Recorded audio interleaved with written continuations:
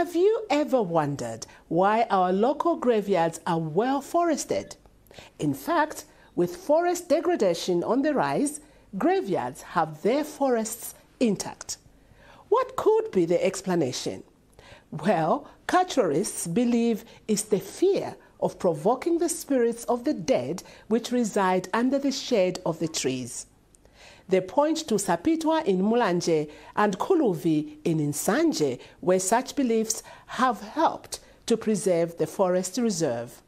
Is this an issue worth the attention of conservationists? Well, Simeon Boyce was in Nsanje to hear how the Manganja people use ancestral beliefs to preserve and restore the Kuluvi in forest reserve.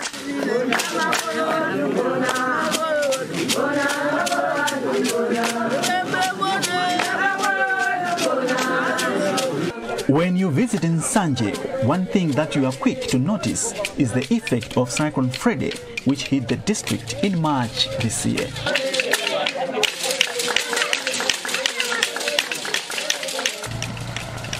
Damaged roads,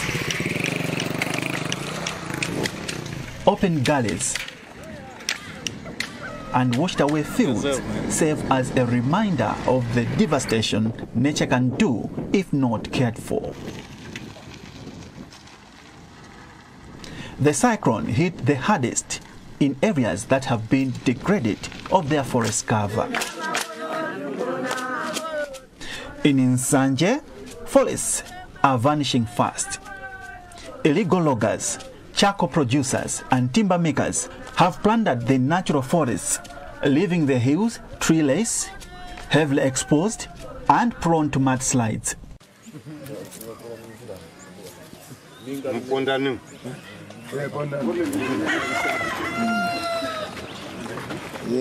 However, things are different in Kuluvi, home to the famous Mbona shrine. The area, which is believed to be the home of the mystical Mbona, is well vegetated with natural trees. This is the gravesite of Mbona, the rainmaker.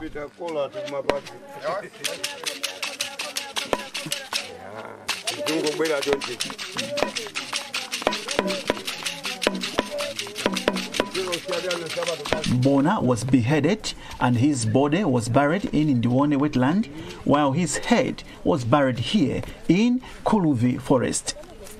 The Manganja people believe that his spirit dwells in this forest and that triggers and pacifies rains and protects the communities from natural calamities. Therefore, this forest is sacred and no one is allowed to go inside it to fetch firewood or to search for food without permission.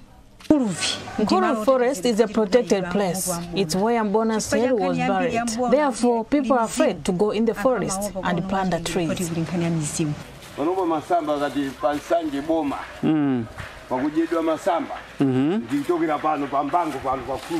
This is Group Village Head Mbangu. He is the doormaster for the grave site where Mbona's head was buried. Village Head Mbangu says Kuluvi Forest Reserve is valued so much by the inhabitants of Kuluvi. People are allowed access to it only to get firewood and other edible products during funerals, sacrifice offerings, and chieftaincy crowning ceremonies. Apart from providing them fresh air and fertile soils, Kuluvi Forest Reserve shields them from natural calamities, including Cyclone Freddy, which hit the country in March this year.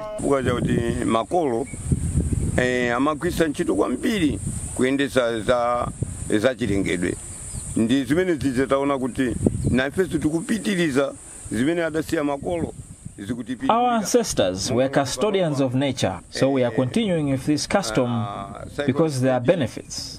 For example, Cyclone Freddy, which came this year, did not cause much havoc to this area. No one died from it. We were covered by nature from Kuluvi Forest.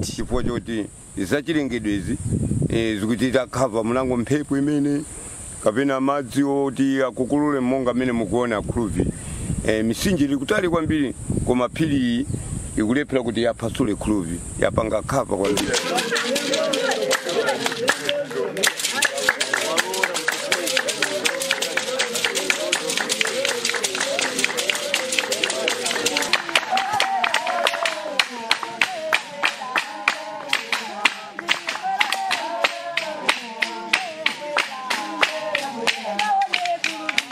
The Manganja people believe in appeasing the spirit of Mbona.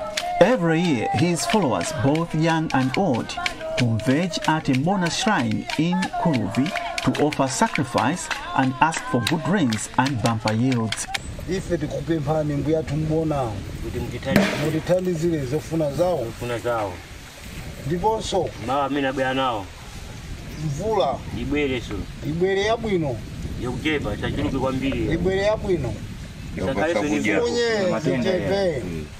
Matenda achepe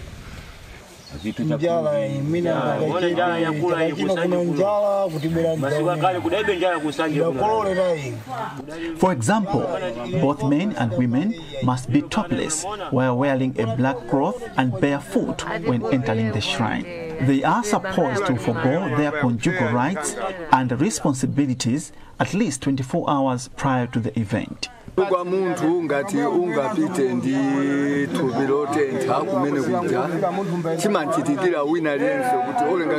a man comes here after sleeping with a woman, he becomes impotent and he often gets ill. This is the reason why men should stay away from women before coming here.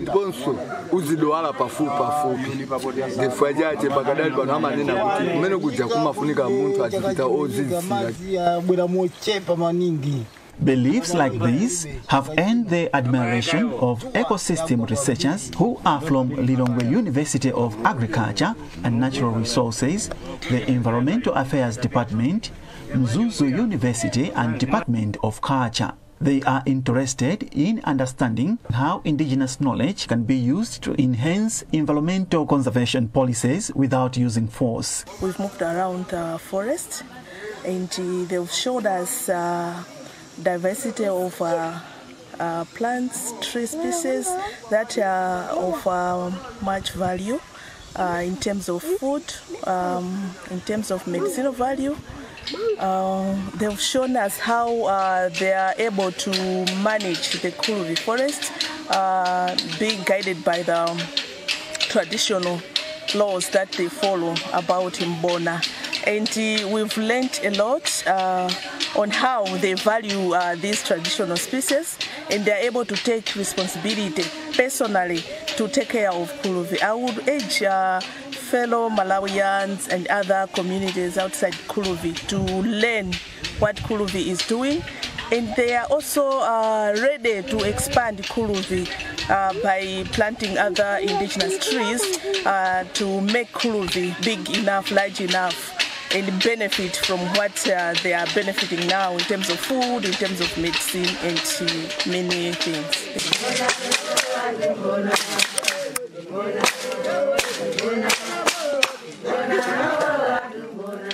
Let us appreciate what the community is doing about Kuluvi, because Kuluvi is an old shrine. But up to this time, they're still talking about Kuluvi. And their belief in the ancestors, the spirits, has kept Kuluvi to be how it is up to now. But at the same time, it is not just a matter of ancestral spirits. Others could emulate from this example. Because in most cases, you have got trees that are medicinal. It's not only in Kuluvi. All over Malawi, there are some trees which preserve water when there are along river banks. It's not about only Kuluvi. But what has interested some of us is that it is a community as such. Women, men, village men, and young people, which means there's great opportunity of continuity about Kuluvi.